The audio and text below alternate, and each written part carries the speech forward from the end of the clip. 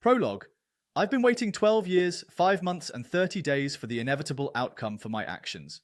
Perhaps it's finally time for me to stop mentally compartmentalizing about what happened and finally actually take accountability. Besides legally, I'm pretty sure there aren't any stolts of limitations on my actions, regardless of my own morals and self-awareness in the moments that ultimately led to this outcome. I'm intelligent enough to know that my redemption is just the kind of universal conclusion that balances the fight between good versus evil.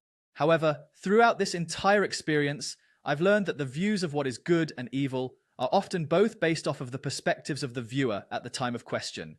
Be that as it may, nobody, not even including myself, is completely innocent in most of these situations. We are all guilty in one way or another, but the ultimate question is how guilty are we? And in my case, what if my true redemption is merely that nothing happens to me? Am I to believe that my final verdict that I am innocent, or am I to spend the rest of my life in waiting for my judgment? Perhaps I'll just let you decide. To be continued. Episode 1, no questions, no answers.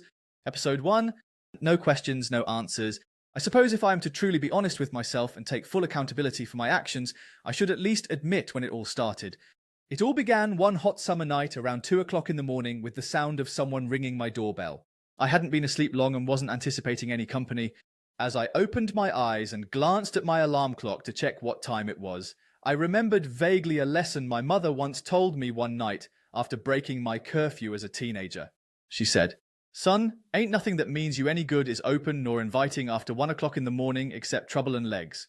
With her lesson fresh in my conscious mind, I grabbed my handgun off of the nightstand and loaded a bullet in the chamber. As I grabbed my house robe from my dresser and proceeded to walk down the dark staircase towards the front door, I remember thinking to myself, I don't know who or what in the hell it is behind this door, but I'm certainly prepared for whatever it is.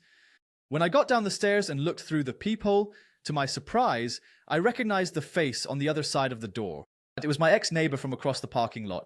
She used to live by herself in one of the townhouses across from me.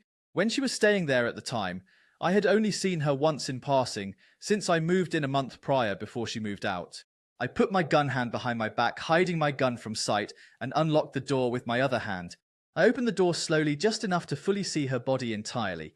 She was wearing a tight black silk dress with some black designer 6-inch high heels on. Before I could even say a word, I smelt the sweet but gentle cream-flavored aroma of her perfume. I could tell certainly at that moment that whatever her reasoning for popping up on my doorstep in the middle of the night definitely had an agenda behind it. Not to mention, she definitely had good taste in perfumes. She said calmly with a very cunning smile, "Hello, neighbor, perhaps you should let me come inside so we can talk." I glanced behind her and looked around the parking lot to see if she was accompanied by a more unexpected guest. After all, it was in the middle of the night, prime time for a home invasion. From my observation, she was alone.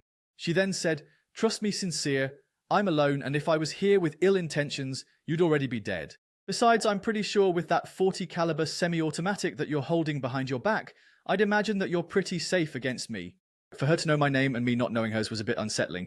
In most cases, when a person that knows that much about you usually means that they could have in fact gotten the drop on you way before if they wanted to do you any harm. In any event, unknowingly, I had already lost the element of surprise at my own doorstep.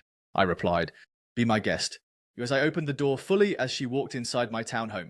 Her perfume and mellow expression on her face let me know two things as she passed me in the doorway. First and foremost, this visit was definitely planned out on her side, and secondly, I just let the reason behind most conflicts and wars in the history of mankind right inside my home, an attractive woman. In my new line of work, the 10th rule learned by every good mercenary for hire is to never ask too many questions, nor gives away too many answers. This situation was different. She knew more about me than I knew about her. Along with one other key detail for certain as I closed the door behind her as she walked in, that even with a fully loaded clip of bullets and one bullet in the chamber, I most definitely wasn't prepared for this encounter. The woman had done her homework. To be continued. Episode 2, The Truth Within the Lies.